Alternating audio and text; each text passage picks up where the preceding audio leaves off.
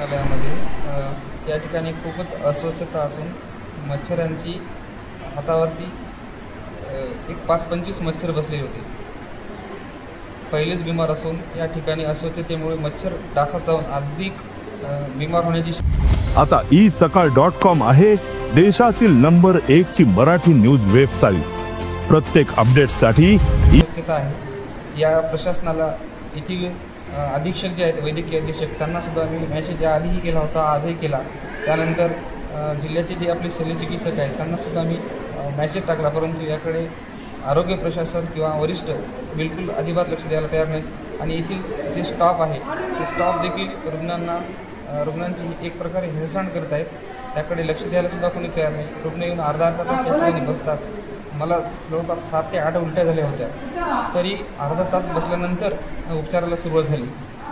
माननीय पळसकर साहेब माझे ओळखीचे असल्यामुळे त्यांनी तात्काळ मला बघितल्यावर घेतले, परंतु अगोदर इथले कुठलेही कर्मचारी किंवा नर्स वगैरे लक्ष द्यायला तयार नाहीत. वरून मोठ्या भाषेत उंच आवाजात बोलतात, क्षमाना, येऊ द्या ना, बसू द्या ना, बघूत ना.